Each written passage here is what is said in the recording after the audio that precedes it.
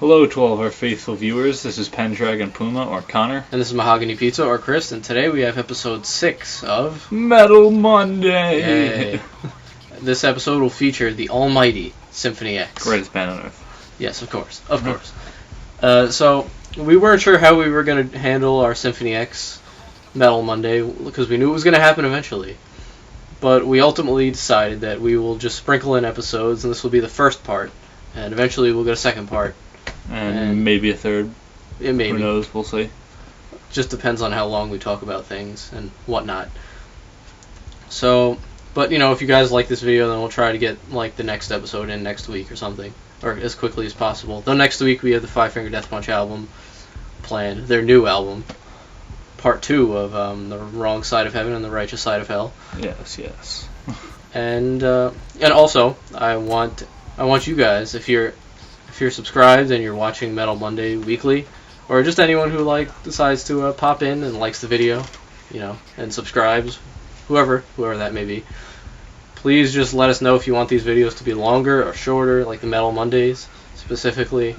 Yeah, who knows? Maybe you want it to be as short as 5 minutes. I mean, that might be kind of short for this. Yeah, like if you want the videos to be like 15 minutes or so, or as opposed to like maybe 8 or 9, 7, whatever. You just let us know. Yeah, let us know.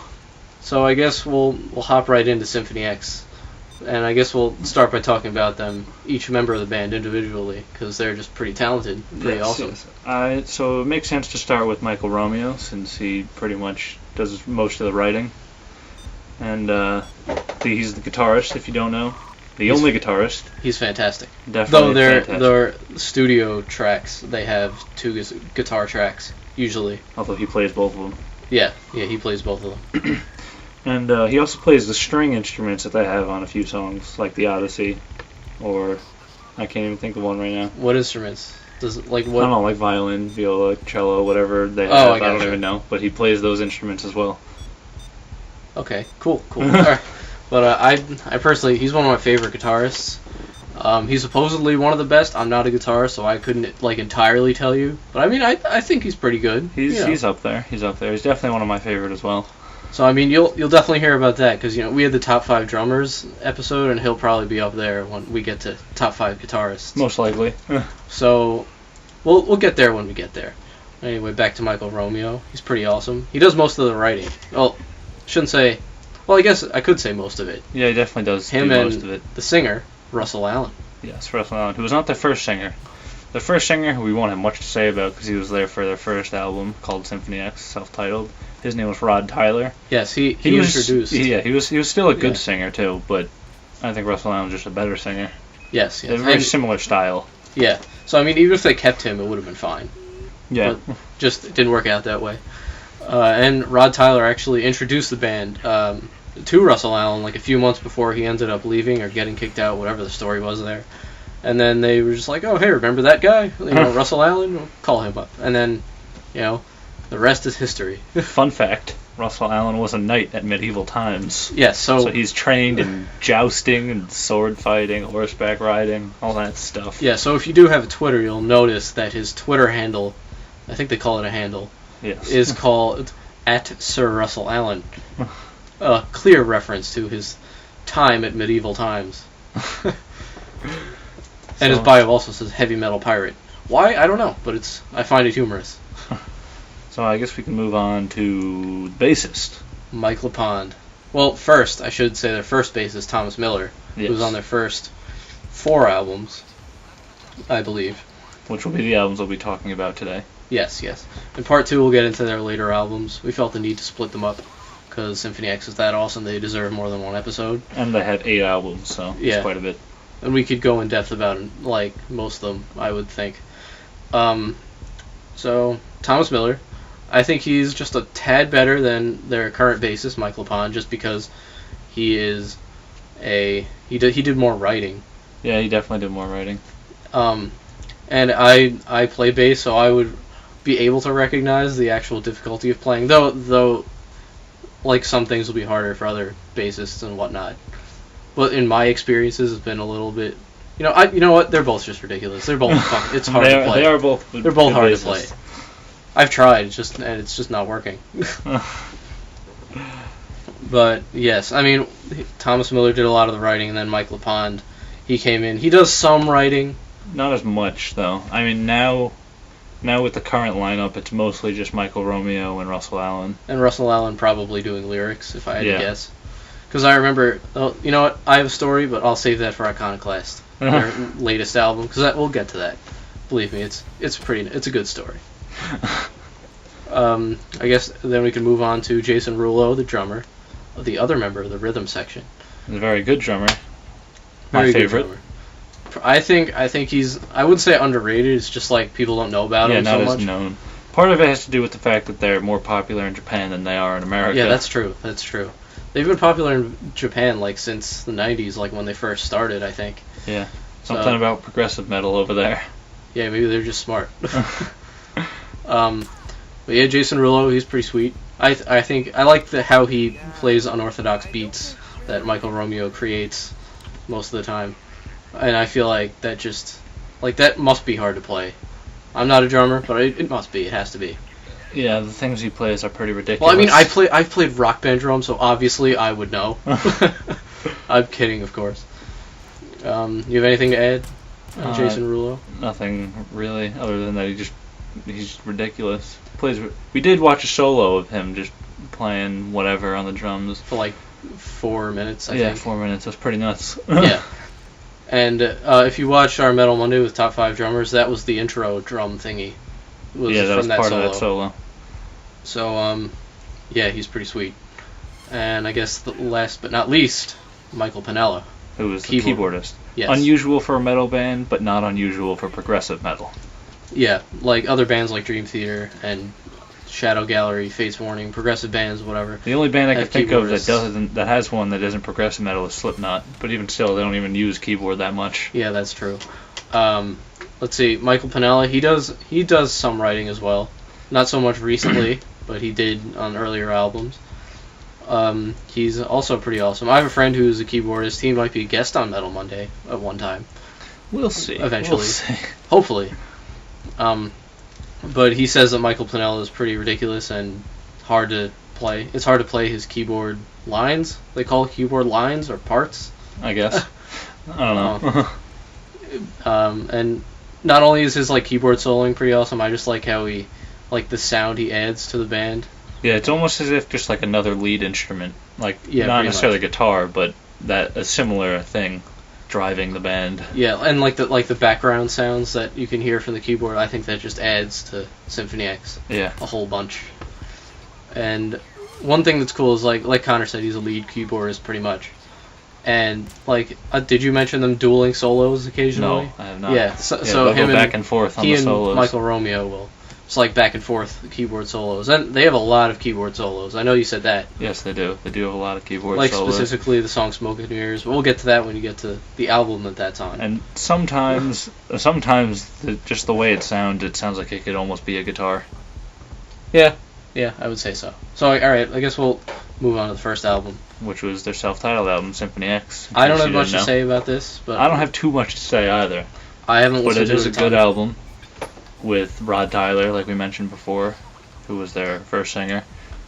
And a song in particular that I do like is Masquerade, which they did do another version of. Well, not another version, they just re-recorded, I guess, with Russell Allen on the Odyssey album, and then they added a minute intro to it. But it's the same song, essentially. Yes, it's a good song. And my pick is Absinthe and Rue, which... It's a very good song, but I must say there's a really weird bass fill about 5.5 minutes in, where the band just stops and then a bass fill is it just comes out of nowhere pretty much. I guess with that we can move on to album number 2, which was The Damnation Game, released in 1995, 1 year after the first album. Yes, it was the first album with Russell Allen as well. Yes, and this being one of my favorite albums, mostly just because Russell Allen does an excellent job singing, and some of the guitar riffs are probably some of my favorites. Not necessarily the best, because they're all good, but these are probably just some of my favorites. Yeah. Specifically, The Damnation Game is my favorite song on that album. It's a pretty epic intro, if you ask me. Yeah, I would offer more in like with this album, but that's like the one album that I haven't gotten around to listening to yet. I pretty much know everything else, except with the exception of these first two albums, really, except for like a couple of songs. Do you have anything more? I'll let you. There are quite a few soft songs. Let you take it away. Not really soft, but like slower, I guess. Like The Edge of Forever. That's one of my favorite songs, but it's a lot calmer compared to pretty much almost every other Symphony X song. And it's one of the longer ones too. But there's not really too much to say about that album. So we can move on to the next album, being Divine Wings of Tragedy, which is a pretty epic name. Yes, 1997 it came out. My favorite songs on the album are Sea of Lies, which is one of their, actually, I think most like well-known songs, even though they're not well-known in particular.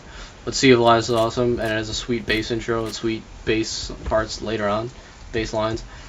And as a bassist, I'm very partial to that. So that song's pretty awesome, as well as Pharaoh, which I like the chorus of that song because it seems to get very heavy in the chorus, which is pretty cool. This album for me is I really like this album, and it's very tough to choose a favorite song. So I guess I would I can only narrow it down to like 3 songs, which would be my favorite, which would be Of Sins and Shadows, Out of the Ashes, and The Eyes of Medusa. All of them pretty fast songs and pretty heavy, especially compared to their last album, which was heavy, but not so much compared to what they have now. Yeah. And I guess we'll move on to album number 4. Or you got anything more to add on Divine Wings? Okay. Album number 4, Twilight in Olympus, came out in 1998. And on this album, they had a different drummer because Jason Rulo had to leave the band for personal issues, and I think Michael Romeo in an interview, he said it just wasn't working out. So they got the new guy, Tom Walling, and they said that he was basically too lazy, so they ended up getting Jason Rulo back. He didn't say he was lazy. He was definitely a good drummer, though. Yeah. I mean, it's not really enough to compare the two, because it's one album with this guy and 7 albums with Jason Rulo. Yeah, pretty much. So it would but what he did do was at least on par with Jason Rulo. Good enough. I don't know if it was better or worse, but it was good enough for Symphony X. Around the same. Let's see. A couple of my favorite songs, probably Orion the Hunter, which is like I like that song, like in general, the whole thing. I don't know specific parts of it. Yeah. Let's see, The Relic, Smoke and Mirrors. Smoke and Mirrors is probably my favorite. In the Dragon's Which I Den. just realized most of my favorite songs on these albums are all the first tracks. Really? Like Damnation Game is my favorite. We didn't talk about it yet, but Iconoclast is the first track on that album. That's probably my favorite. And like I said, Of Sins and Shadows is one of the top 3, but that's also the first song on the album. Very nice, very nice. Twilight and Olympus. Yeah, now that I think about it and list off 4 songs from the album that I really like, and even another one, Through the Looking Glass, which is their really long song. They're for this over album. 10-minute epic, as they like to say. What is it, 12 minutes, 15 minutes? 12 or 15. It's long. Which we forgot to mention about Divine Wings. They do have a 20-minute song called Divine Wings of Tragedy. Yes, that was their. It is a very good album. song, but it has a very interesting intro because it's just vocals for about 2 minutes. Almost as if it was a chorus of people. But it just sounds like it's Russell Allen a couple times, to be honest. Because it probably is. Yeah. Well, let's see. Twilight and Olympus, yes, it was very good album. But like I said, as I start listing off these songs that I really like on the album, I start to realize that maybe this is one of my favorite albums from them. This is definitely a really good album. This is probably the first album that was that I could say this album is really heavy compared to everything else. I think it's heavier than the earlier ones. I mean, those were still heavy, but just not Divine Wings had a couple songs that were out there like Of Sins and Shadows is probably one of the heavier ones, but then like I said, Divine Wings Tragedy, not a very heavy song. Nor is I believe it's called not Eyes of Medusa, The Witching Hour. That song's not really that heavy. Yeah, but, so I think that'll have to wrap up part 1, because I don't want to go too long here. I definitely don't want to overstay our welcome on the interwebs. We're halfway through their albums, so you can look forward to the next episode of Symphony X, whenever that'll happen. Yeah, next week will be Five Finger Death Punch, though, because their second part of their new album is coming out.